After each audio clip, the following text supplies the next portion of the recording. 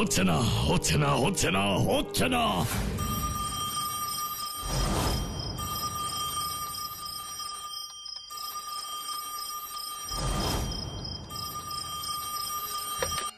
একটা হাড় হিম করা গল্প কিন্তু এবার চাই মিস্টার সেন, চাই চাই। হ্যাঁ, জোর করলে পাবেন না, রাখুন। কি ব্যাপার বলো তো লজেন্স দাদা, তোমাকে দেখি খুব খুশি খুশি মনে হচ্ছে।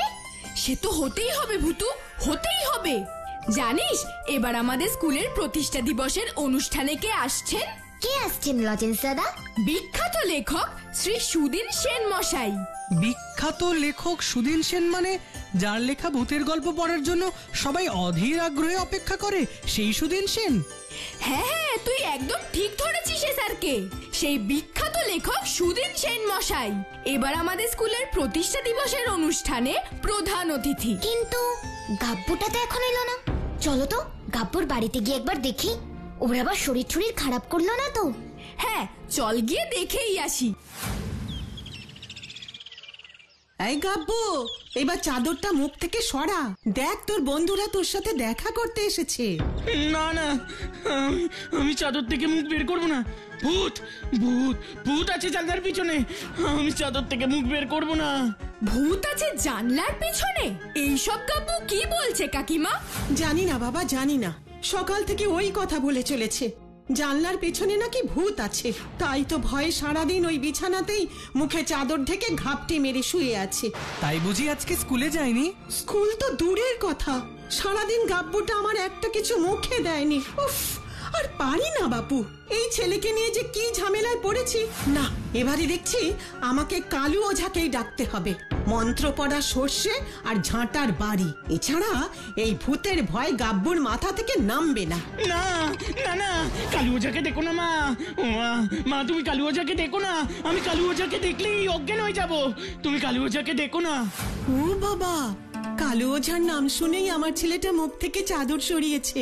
জয় কালু ওঝার জয়। এবার তো বল গাব্বু, আসল ব্যাপারটা কি? কি কি আবার?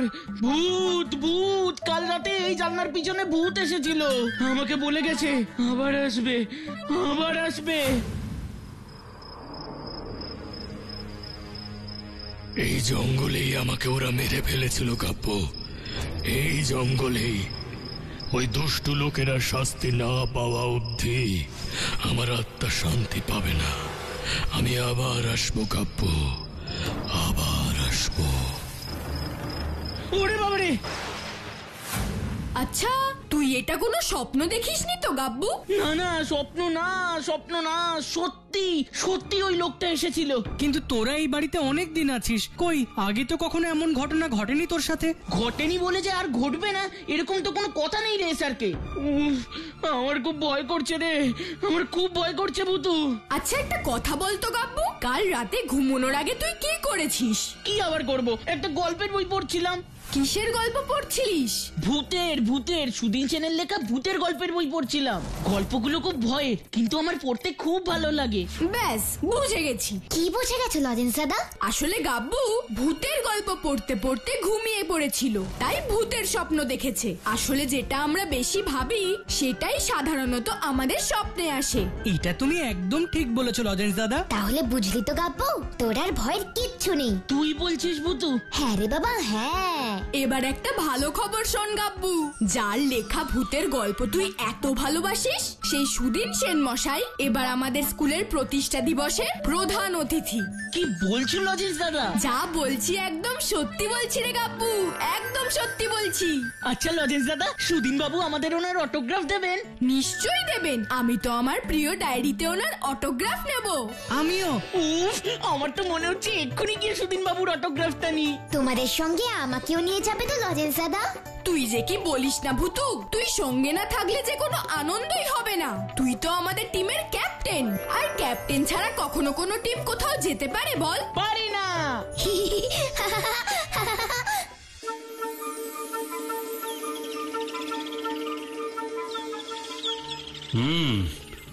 দেখতে দেখতে সকাল গড়িয়ে বিকেল হয়ে গেল, আর কিছুক্ষণ পর সন্ধে হয়ে যাবে। কিন্তু এখনো তো সুধীন সেন মশাই এলেন না। আজকের অনুষ্ঠানের প্রধান অতিথি উনি, আমি নিজে গিয়ে ওনাকে নিমন্ত্রণ করে আসলাম।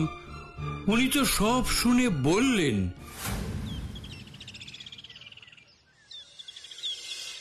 সুধীন বাবু, দয়া করে না করবেন না। আমরা কিন্তু সবাই আশা করে আছি যে এবারে স্কুলের প্রতিষ্ঠা দিবসের অনুষ্ঠানের প্রধান অতিথির আসন আপনিই অলঙ্কৃত করবেন। আপনি নিশ্চিন্তে থাকুন হেডমাস্টার মশাই, আমি ঠিক সকাল 10টার মধ্যেই পৌঁছে যাব। তাহলে কি সুধীন বাবু নিজের কথা রাখতে পারলেন না? এ কি লজেন্স, তোমরা? হ্যাঁ স্যার, আপনাকে অনুষ্ঠান মঞ্চে দেখতে না পেয়ে আমরা সোজা আপনার কাছে চলে এলাম। আমার মনে হয় নিশ্চয়ই কিছু একটা হয়েছে, তা না হলে সুধীন সেন মশাই আসবেন না কেন? একবার সুধীন বাবুকে ফোন করে দেখলে হয় না? আমি ফোন করেছি লজেন্স, সুধীন বাবু ঘরে ছিলেন না। ওনার বাড়ির কাজের লোক হরি আমাকে ফোন ধরে বলল, হ্যালো, বাবু তো অনেকক্ষণ আগেই গাড়ি নিয়ে বেরিয়ে গেছেন হেডমাস্টার মশাই। কোথায় গেছেন কিছু জানেন? বললেন তো একটা অনুষ্ঠানে যাবেন। ও, তাহলে উনি নিশ্চয়ই আমাদের স্কুলের প্রতিষ্ঠা দিবসের অনুষ্ঠানেই আসছেন। আচ্ছা আচ্ছা আচ্ছা, ঠিক আছে ঠিক আছে, আমি রাখছি। হ্যাঁ, এই ফোনটা আপনি কখন করেছিলেন স্যার? সে তো তাও প্রায় ঘন্টা দুয়েক আগে। ওদিকে দেখতে দেখতে এখন ঘড়িতে 5টা বাজতে চলল। না, আমি তো কিছুই বুঝতে পারছি না। স্যার স্যার, কি হয়েছে ফটিক? সুধীন সেন মশাই চলে এসেছেন, মঞ্চে আপনার জন্য অপেক্ষা করছেন। সুধীন সেন মশাই চলে এসেছেন? হ্যাঁ, এই লজেন, শিগগির শিগগির চল চল চল, আয় আয় আয়।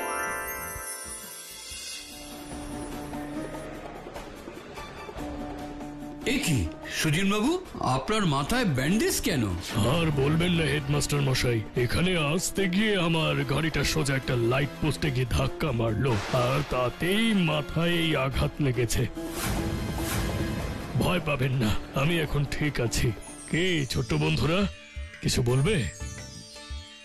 জানেন সুধীন বাবু, ওরা সবাই কিন্তু আপনার খুব বড় প্রশংসক, মানে ওই ইংরেজিতে যাকে বলে ফ্যান। তাই নাকি? তাহলে তো সবাইকে আমার অটোগ্রাফটা দিতেই হয়। আপনি অটোগ্রাফ দেবেন? কেন দেব না? দাও দাও। নমস্কার।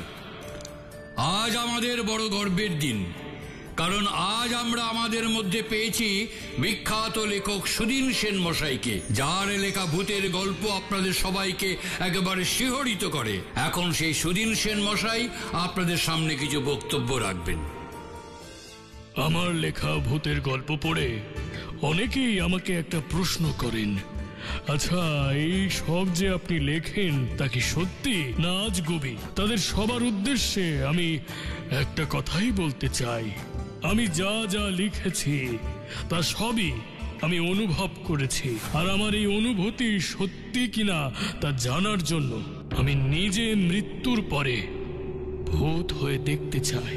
আমি দেখতে চাই সত্যি এই জগতে ভূত প্রেত অশরীরী বলে কিছু আছে কিনা, নাকি এই সবই আসলে লেখকের কল্পনা।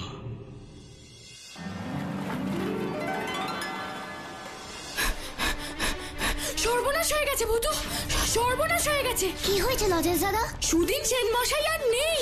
নেই মানে? তুমি কি বলতে চাইছো? খবরের কাগজে লিখেছে উনি কাল দুপুরবেলা গাড়ি অ্যাক্সিডেন্টে মারা গেছেন। কি? সুধীন সেন মশাই দুপুরবেলা গাড়ি অ্যাক্সিডেন্টে মারা গেছেন? না না, তা কি করে হবে? উনি তো কাল সন্ধ্যাবেলায় আমাদের স্কুলে অনুষ্ঠানে এসেছিলেন, আমাদের সাথে কত কথা বললেন, আর কত ছাত্রছাত্রীদের অটোগ্রাফ দিলেন। কিন্তু সুধীন সেন মশাই একটা কথা বলেছিলেন, মনে আছে তো? কি কথা? ওই যে তখন বললেন স্কুলে আসার পথে ওনার। এ কি সুধীন বাবু, আপনার মাথায় ব্যান্ডেজ কেন? আর বলবেন না হেডমাস্টার মশাই, এখানে আসতে গিয়ে আমার গাড়িটা সোজা একটা লাইট পোস্টে গিয়ে ধাক্কা মারলো, আর তাতেই মাথায় এই আঘাত লেগেছে। তার মানে সত্যি একটা অ্যাক্সিডেন্ট হয়েছিল।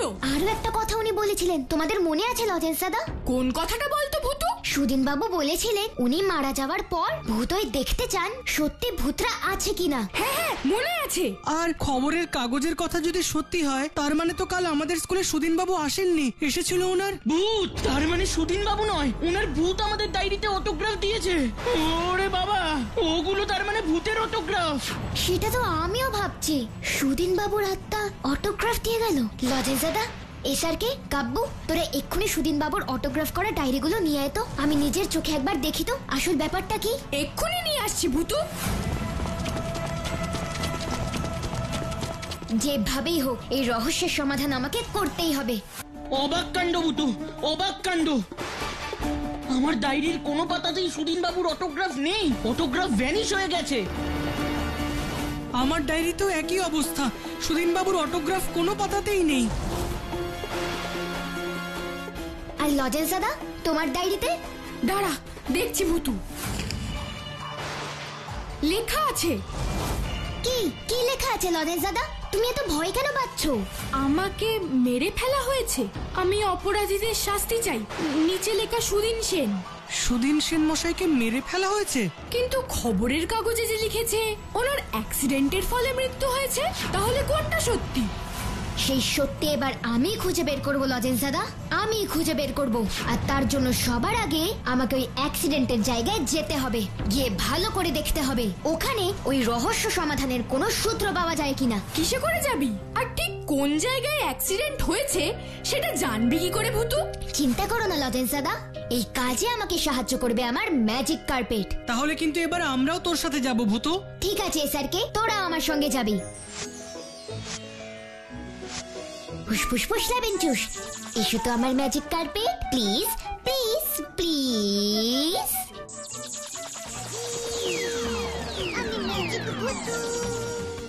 এবার তোমরা সবাই ম্যাজিক কার্পেটে বসে পড়ো লজেন্স দাদা। ঠিক আছে ভূতু। ম্যাজিক কার্পেট ও ম্যাজিক কার্পেট, এবার তুমি আমাকে সুদিন বাবুর অ্যাক্সিডেন্টের জায়গায় নিয়ে চলো তো প্লিজ প্লিজ প্লিজ প্লিজ।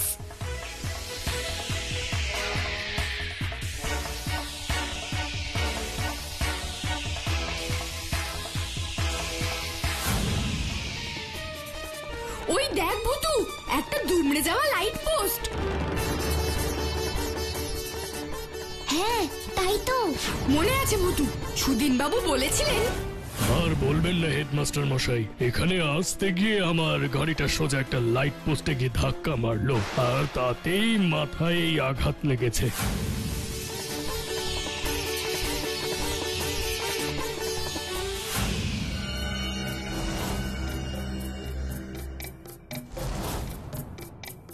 সন্দেহজনক কিছু পেলি ভূতু? না, এখনো তো তেমন কিছু পাইনি গো লজেন্স দাদা। আরে ওটা কি? মনে তো হচ্ছে একটা চশমা। এই দেখো লজেন্স দাদা, একটা চশমা। চশমা? কার চশমা? আমার কিন্তু মনে হচ্ছে এটা সুদিন বাবুরই চশমা, কারণ অনুষ্ঠানের দিন সবাইকে অটোগ্রাফ দিতে দিতে উনি বলেছিলেন আমার চশমাটা থাকলে খুব ভালো হতো, দেখতে একটু অসুবিধে হচ্ছে। আমাকে চশমাটা দিয়ে না ভূতু। চশমা নিয়ে কি করবি তুই গাব্বু? এমনি দে না একবার। আচ্ছা নে, হাত থেকে ফেলে আবার ভেঙে দিস না কিন্তু। না না, ভাঙবো না, দে। ভূতু, ভূতু রে, এসব আমি কি দেখছি এই চশমাটা পরে? ওরে বাবা রে, ওরে বাবা। কি কি দেখছিস তুই? দেখি দেখি।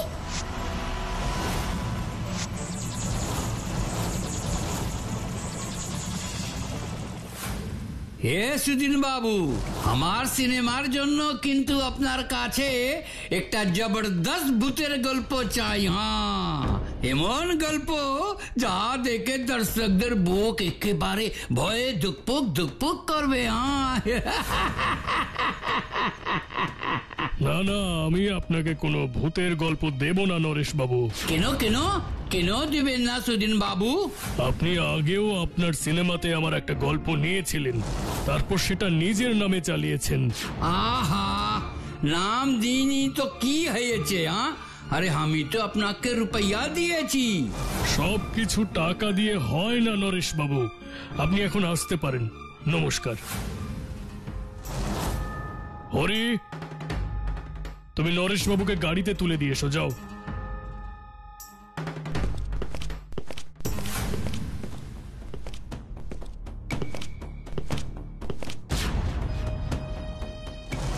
ওই সুদিন বাবুর গল্প তো আমার চাই হরি বাবু, তার জন্য আপনাকে একটা ছোট্ট কাম করতে হবে। হ্যাঁ, চিন্তা করবেন না, চিন্তা করবেন না। আরে তার জন্য আমি আপনাকে 50,000 রুপয়া দেব। হ্যাঁ, 50,000 টাকা? তা কি কাজ করতে হবে আমাকে নরেশ বাবু? শুনুন, ওই সুদিন বাবু যেদিন ওনার গাড়ি নিয়ে বেরোবেন, ঠিক সেই দিন টুক করে আপনি ওনার গাড়ির ব্রেকটা কেটে দিবেন। হ্যাঁ, তাহলে তো বাবুর অ্যাক্সিডেন্ট হবে। সেটাই তো আমি চাই হরি বাবু। হ্যাঁ, আর অ্যাক্সিডেন্টের পর ওনার সব গল্প আমি নিয়ে নিব। হ্যাঁ, আর আপনি শুধু পুলিশকে বলবেন সুদিন বাবু সব গল্প আমাকে দিয়ে গেছেন ওই সিনেমা করবার জন্য। হ্যাঁ, এত বড় মিথ্যে কথা আমাকে বলতে হবে? আরে বড় না, এটা তো একটা ছোট্ট ঝুটা কথা আছে হরি বাবু। আর এটা বললে আমি আপনাকে আরো 50,000 রুপয়া দিব। হ্যাঁ, মানে 50,000, 50,000, 1 লাখ? হ্যাঁ, 1 লাখ, 1 লাখ।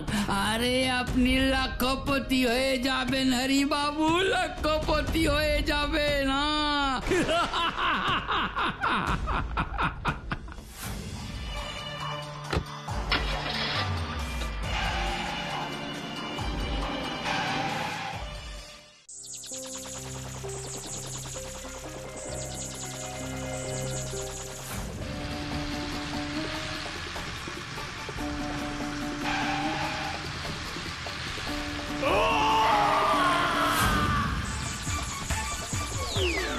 তার মানে ব্রেক কেটে দেবার ফলে গাড়ি ব্রেক ফেল করে লাইট পোস্টে ধাক্কা মারে, আর তাতেই মারা যান সুদিন বাবু। কি বলছিস ভুতু? যা বলছি আমি সব সত্যি বলছি লজেন্স দাদা। সুদিন বাবু তার চশমার মধ্যে দিয়ে আমাকে সবকিছু দেখিয়েছেন। এবার হরি কাকা আর নরেশ বাবুকে আমাকে ধরতেই হবে, ওদের অন্যায় শাস্তি দিতে হবে। কিন্তু কিভাবে ওদের দুজনকে ধরবি ভুতু? ম্যাজিক কার্পেটে করে। ফুসফুস ফুস লেবেন চুস, এসো তো আমার magic carpet, please please please.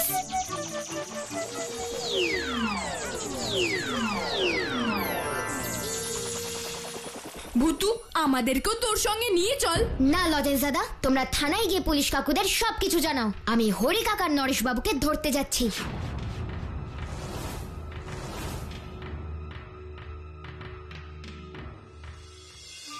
Magic carpet, O magic carpet, এবার আমাকে হরি কাকার কাছে নিয়ে চলো তো প্লিজ প্লিজ প্লিজ প্লিজ।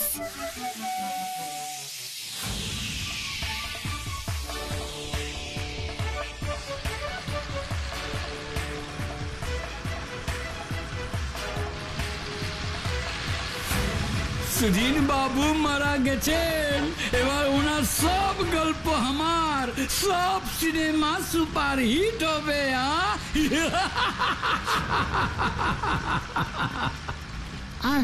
আর আমরা 1 লাখ টাকাটা নরেশ বাবু? ও আপনি পেয়ে যাবেন হরি বাবু, সব পেয়ে যাবেন।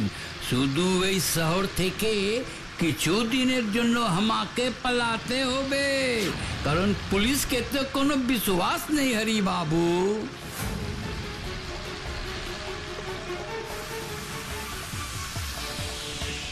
কিন্তু ভূত থাকতে তো তোমরা পালাতে পারবে না দুষ্ট লোকেরা। ম্যাজিক কাঠা, ও ম্যাজিক কাঠা, তুমি এক্ষুনি দুষ্টু লোকেদের গাড়িটাকে আটকে দাও তো প্লিজ প্লিজ প্লিজ প্লিজ।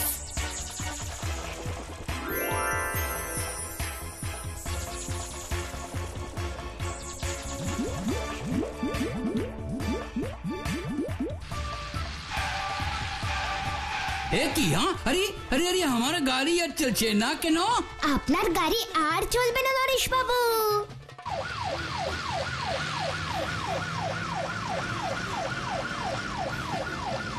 পিছনে পুলিশের গাড়ি আসছে মনে হচ্ছে, এবার আমাদের পালাতে হবে। বাঁচতে চান তো তাড়াতাড়ি গাড়ি থেকে নেমে পালান। হ্যাঁ, ঠিক বলেছেন হরি বাবু, ঠিক বলেছেন।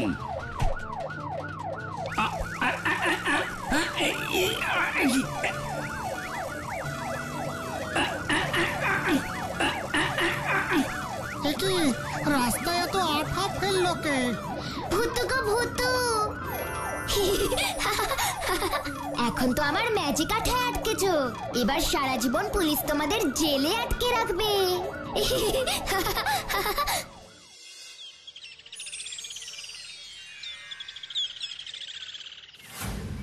সুধীন বাবুর গল্প চুরি করে হিট সিনেমা করবো ভেবেছিলাম, কিন্তু এ তো দেখছি জেলেই বাকি জীবন আমাদের কাটাতে হবে। হরি বাবু, বাবু গো,